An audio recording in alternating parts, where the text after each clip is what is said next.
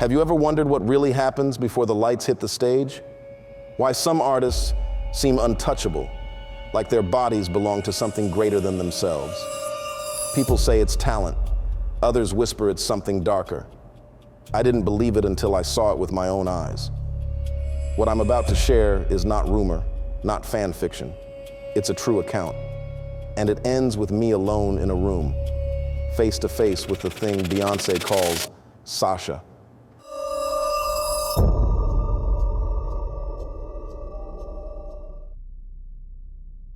On my first day as a dancer, they handed me a contract thicker than any Bible I'd ever seen. Most of it was the usual legal jargon about wages, image rights, and liability. But a few lines stuck out, burned into my memory even now. No phones backstage, no speaking unless spoken to. And one rule that felt more like a curse than a guideline: never interrupt Beyonce's preparation rituals. At the time, I thought it was a joke, a diva clause, something her lawyers slipped in to keep her private. But later, when the air grew cold around her, when the lights bent themselves to her will, I realized it was a warning. The first week nearly broke me. 12-hour rehearsals, brutal choreography, and unrelenting pressure. By the time we stumbled out of the studio each night, my knees felt like glass, and my lungs burned as if I'd been drowning in smoke. Still, I didn't complain. No one did. Everyone wanted to stay, no matter the cost.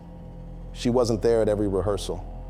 Sometimes it was just the choreographers and assistants pushing us past exhaustion. But the few times she did appear, everything shifted. The chatter stopped, posture straightened, eyes focused forward. It was more than respect. It was as though gravity itself changed in the room. And then there were the candles. At first I thought they were set pieces, part of stage design, long white tapers, black glass jars, some half burned down to the wick, lined along the rehearsal mirrors. Sometimes lit, sometimes not. Wax streaked down onto the wooden floor, hardened like frozen tears. I asked one of the stagehands about it, half joking. Ambiance, he said. She likes the vibe, but it didn't feel like ambiance. The air seemed thicker when they burned. The flames leaned inward whenever she walked by, as if pulled by her presence. The choreography itself gnawed at me. It wasn't just steps, not just counts. It was deliberate in ways I couldn't explain. Wide arcs across the floor, bodies arranged in circles and triangles that looked more like symbols than movement. At one point, we spent 2 hours perfecting a formation that, from above, would have resembled a six-pointed star. I told myself it was artistic staging, but something about the way she whispered to herself as we moved made me doubt it. She did that often, whisper, lips moving, words slipping out too soft to catch. It wasn't English, not exactly. The sounds were thick, rhythmic, ancient in a way that made my skin prickle. I convinced myself it was breath work, some mantra or vocal warm-up, but every time she did it, the air shifted. The temperature dropped a few degrees. The lights dimmed for no reason. Once, I saw the reflection in the mirror ripple, like water disturbed by a stone. I wanted to believe I was imagining it, until the first show. The stage itself was a monster, blinding lights, towers of speakers, a wall of sound that swallowed you whole. The second we stepped out, the screams of thousands hit me like a physical force. I thought I would collapse under it. But she thrived. She moved like something beyond human. Every gesture landed perfectly, sharper than the beat, as if she wasn't following the music, but commanding it. And the crowd responded like worshipers, not fans. People in the front rows wept uncontrollably. Some fainted, their bodies lifted over barricades. I saw a girl clutch her chest and scream as if she'd seen an apparition. And then it happened. In the middle of a number, she lifted her hand. Just a simple gesture, palm raised, fingers splayed. And the crowd, thousands of voices, thousands of screams, went silent. Instantly, like a switch had been thrown. The music kept going. The bass rattled my bones, but the audience, It was as if someone had pressed mute on them. The silence was suffocating, heavier than the noise. My chest tightened, my vision blurred. Then she lowered her hand, and the roar returned, doubled in volume, as though nothing had happened. I told myself maybe the sound cut out, a technical glitch. But the other dancers looked shaken too. No one said a word. Backstage after the show, bodies collapsed onto benches, makeup smeared, legs trembling from overwork. Some cried quietly from the pressure, the exhaustion, but she walked past us untouched. Not a drop of sweat on her, not a strand of hair out of place. Her eyes glowed, not literally, but with something fierce, something unexplainable. And then, every candle lining the hallway flickered in unison, dozens of flames bowing low, bending toward her as though in reverence. My mouth went dry. That was the moment I stopped believing this was just performance. Something else was moving through her, and I had signed a contract that made sure I couldn't look away. I told myself the silence during that first show was just a trick of adrenaline. The roar of a stadium could play games with your head, but the memory stuck with me, gnawing at the edges of my sleep, replaying in the quiet moments when I tried to convince myself it hadn't happened at all. The other dancers didn't speak about it. They never did. But I caught them glancing at me in the mirror, saw their faces tighten whenever I hesitated in a routine, as if they were silently warning me not to ask questions. It was in the dressing rooms that the whispers began. Not whispers from people. Whispers of things I shouldn't have been able to hear. Words curled under the doorways like smoke, low and rhythmic, too measured to be random chatter. Once, when I pressed my ear to the cool metal of a supply closet door, I heard a woman's voice humming. It wasn't a melody. It was deeper, older. My chest vibrated with it, like the sound wasn't passing through the air, but moving directly through my bones. Inside her dressing room, the strange details piled higher, bowls of honey, untouched, but replaced daily. Fruit that never rotted, even when left out for days. White feathers scattered across the vanity, like someone had plucked them straight from a bird's wing. No one dared comment, not even in passing. When I asked a fellow dancer about it, her eyes hardened instantly. "Don't ruin this for yourself," she said. "We're chosen to be here. Act like it." The message was clear: keep quiet or pay the price. But the price found me anyway. One morning I arrived for rehearsal and found my costume missing. No one else's, just mine. The wardrobe supervisor shrugged, barely looking at me. I danced that day in sweat-stained practice clothes while everyone else glittered under the stage lights. Later, when we were assigned solos, mine was cut without explanation. No one told me why. They didn't need to. The smirk on one of the senior dancers' faces told me enough. I had asked the wrong questions. The isolation pressed heavier than the physical exhaustion. The others kept their distance, their conversations drying up the moment I entered a room. It was as though I had contracted something contagious, a sickness of doubt, and no one wanted to risk catching it. The only time I wasn't alone was during performances, and those were the worst, because the crowd kept confirming my fears. Night after night, I watched people in the front rows faint. Not from heat, not from dehydration. Their eyes rolled back, their bodies convulsed before they were dragged out by security. And when Beyonce leaned into certain notes, entire sections of the audience swayed in unison, like wheat bending beneath invisible wind. I remember one night in particular. We were mid-performance, the bass pounding so hard it rattled my teeth. She moved with that impossible precision, every flick of her wrist commanding the stage. And then, from the corner of my eye, I saw a man in the audience drop to his knees. His hands clawed at his chest, but his eyes weren't on her. They were shut tight, his lips moving like he was praying. The next morning, rumors spread backstage. Someone claimed the man hadn't survived. No one said it outright, but the looks we shared told the story. Nobody dared link it to her.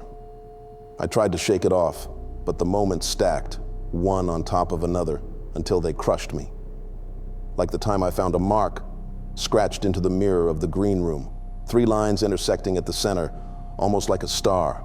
I wiped it away, only to return hours later and find it etched deeper, as if the glass itself had grown the scar. Or the time I heard her humming alone in the rehearsal hall, the same guttural sound I'd caught through the closet door. Only this time it made the candles flicker violently, their flames bending sideways, though no air moved. It wasn't paranoia, it wasn't fatigue, it was real.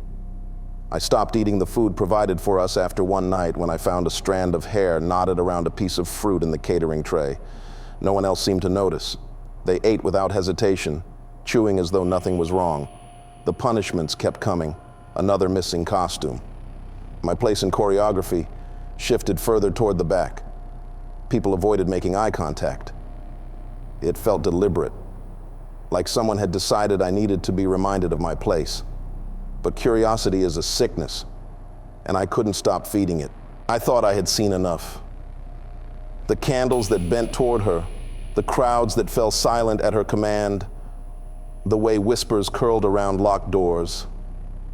I had promised myself I wouldn't linger again after rehearsals. I would dance. I would keep my head down. I would survive the tour. But curiosity is a sickness, and once it gets in you, it spreads. It was the 3rd week when I found myself alone in the hall again. The dancers had filed out, their laughter echoing faintly down the stairwell. My body was screaming for rest, but something pulled me deeper into the building instead of out of it. The lights hummed overhead, buzzing faintly like trapped insects. The air was heavier than usual, tinged with something sharp. At first I thought it was perfume. Then I realized it was smoke. It drifted in delicate ribbons through the corridor, almost invisible until it caught the light. My chest tightened at the scent. It wasn't sweet like sage or sandalwood. It was metallic, bitter, the smell of burnt copper. I should have walked away. Instead, I followed it. The trail led me to a door I had never seen open. A rehearsal room, smaller than the main hall. The knob was warm when I touched it, the faintest vibration humming through the metal. My hand trembled, but I turned it anyway. The room was dark, except for the circle. Beyonce stood in the center, her body framed by candles arranged in a perfect ring. The flames flickered violently, though no air moved. At her feet, a clay pot burned, releasing thick coils of incense smoke that twisted unnaturally, refusing to rise. It clung low to the ground, curling up in slow spirals as if drawn to her. She moved her hands deliberately, her fingers carving shapes in the air, and the smoke followed her gestures like a leash. Her voice was low, guttural, layered with something I couldn't explain. It wasn't just her speaking. It was deeper, heavier, as though a second voice, or a dozen, echoed inside her throat. I froze. My heart hammered so loud I was sure she would hear it. At first, the smoke looked random, twisting lazily. Then it shifted. Shapes began to take form. I squinted through the haze, my stomach turning. Hands. Long, clawed hands stretching upward, their fingers curling as though desperate to claw their way free. Faces, distorted and half-formed, pressing against the air like something trapped behind glass. And then, worst of all, symbols. Red glowing sigils, sketched into the smoke itself, burning faintly as though lit from within. The shapes pulsed with her words. Each guttural syllable sent a ripple through them, the faces contorting, the hands twitching. The smell grew stronger, sharp and metallic, filling my throat until I gagged silently. It was blood, I was sure of it. Something in that incense wasn't just herbs. Her eyes opened suddenly, and for a moment I thought they were looking straight at me. But no, they were unfocused, rolled slightly back, the whites glimmering faintly in the candlelight. Her lips moved faster, the layered voices deepening until the floor beneath me seemed to vibrate. The smoke surged upward, stretching toward the ceiling, then bent sideways, toward me. I stumbled back, my heel catching on the doorframe, the sound sharp in the silence. The chanting stopped. The smoke hung suspended in the air, frozen, the red shapes flickering faintly inside it. Beyonce's head tilted slowly, unnaturally, like a puppet tugged by invisible strings. Her lips curved into the faintest smile. "I know you're here." The words weren't loud. They weren't even spoken with effort, but they slammed into me, thick and heavy, reverberating in my bones. My breath caught. I stumbled backward into the hallway, my pulse roaring in my ears. The smoke shifted, curling toward the door, and that was enough to break me. I ran. My footsteps echoed like gunshots down the corridor, the pounding in my chest almost drowning them out. I didn't look back. I didn't dare. The chanting resumed faintly behind me, a low drone that seemed to chase me no matter how far I fled. By the time I reached the stairwell, my throat was raw from choking on smoke that no longer clung to me. My hands shook so violently I couldn't grip the railing. I bolted down the steps, past empty dressing rooms, past silent hallways, until I collapsed against the cold tile of a back lounge. I pressed my palms to my face, trying to steady my breathing. Sweat dripped from my temples. My shirt clung to me. My whole body quivered like a cornered animal. I told myself I would quit. I would break the contract, sacrifice my career, my reputation, anything. No fame, no paycheck was worth what I had just seen. But then the door opened. She walked in. No candles, no smoke, no guttural voices. Just Beyonce, as calm as if nothing had happened. She didn't look at me. She didn't speak. She simply crossed the room, set down her water bottle, and reclined onto a long leather couch. Her eyes closed. Her breathing slowed. She looked human again. Normal. I sat frozen on the opposite couch, my hands still trembling. The silence was unbearable. Every creak of the building, every tick of the clock, felt magnified. For a moment I thought she had fallen asleep, but then her lips parted, barely moving. A soft sound escaped. Not quite a hum, not quite a sigh. It was the same rhythm, the same chant. I clenched my fists, forcing myself not to react, not to move. She wasn't looking at me, but I knew she knew I was there. I knew she could feel my terror radiating across the space between us. Minutes passed like hours. My eyelids grew heavy, though every instinct screamed to stay awake. I laid down slowly, stiffly, on the couch across from her. We were both stretched out, parallel, separated by just a few feet of floor. But it didn't feel like separation. It felt like the circle had already closed around me. Her breathing deepened, almost like sleep. Mine stayed shallow, quick, betraying me. And then just before my exhaustion dragged me under, I realized something. Her breaths weren't steady. They were counting.